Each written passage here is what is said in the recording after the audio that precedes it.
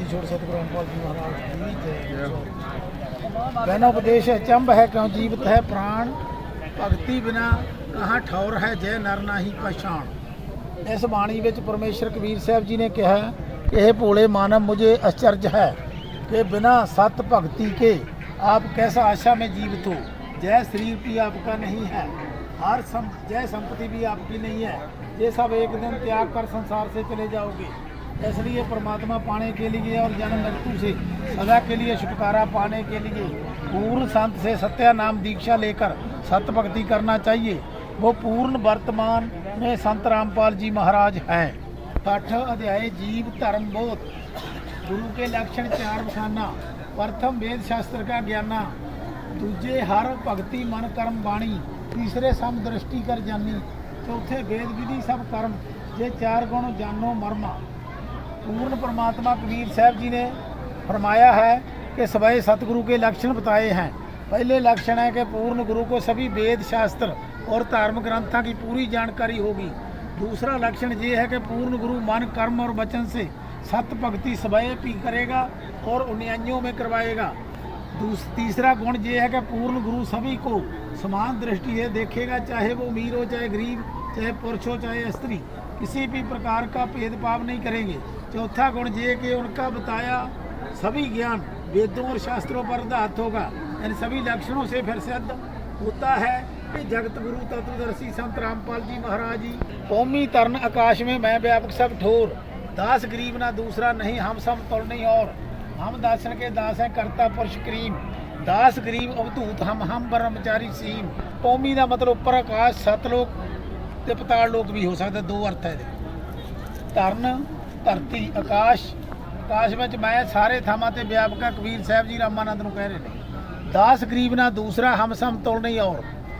वो कहते साडे सम परमेश्वर कबीर साहब जी कह रहे रामानंद जी मेरे सब बराबर कोई होर दूसरा प्रभु नहीं है, ना कोई और होवेगा।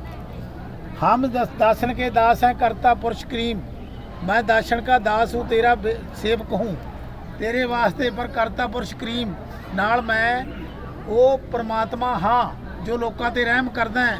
करीम का मतलब रहम करने वाला। दास गरीब अवधूत हम ब्रह्मचारी सीम, हम अवधूत भी हाँ।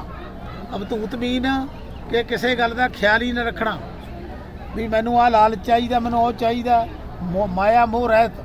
हम ब्रह्मचारी सीम कि हम ब्रह्मचारी हैं पक्के।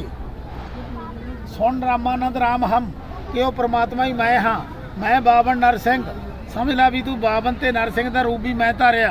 दास गरीब कली कली हमसे जन अपंग कि मैं कली कली हर थां दे उत्ते बसदा निरंकार रूप दे विच हर थां दे उत्ते है।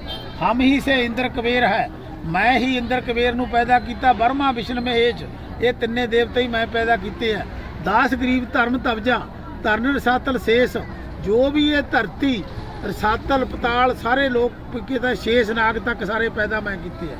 ये साहब कबीर परमेश्वर जी कह रहे हैं तो गरीब दास जी उन्होंने गवाही दे रहे हैं।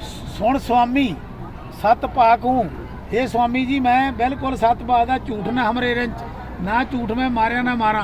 दास गरीब हम रूप बिन और सकल प्रपंच, मेरे रूप बिन और सारा प्रपंच मतलब झूठ है। गोता लाऊं स्वर्ग में फिर बैठूं पताल, कि मैं पहला स्वर्ग में जाना फिर पताल में जाना। गरीब दास ढूंढत फिरूं हीरे माणक लाल, मैं आपदे बच्चों नूं हीरे माणक लाला नूं ढूंढदा फिरदा कि जो इत्थे रुल रहा काल तंग कर रहा उन्होंने मैं नाम दे के उन्होंने सोझी दे के मैं सतलोक लेके जा सकां।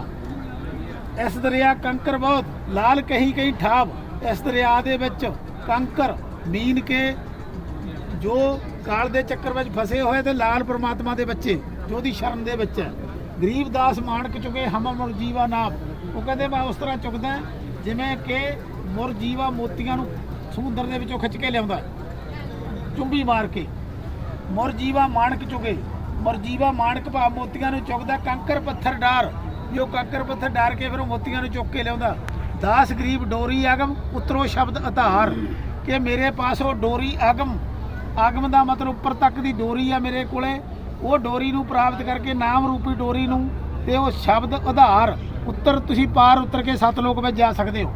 तहाँ वहाँ चित चक्र तपिया देख भजन दरबार। जो रामानंद जी गए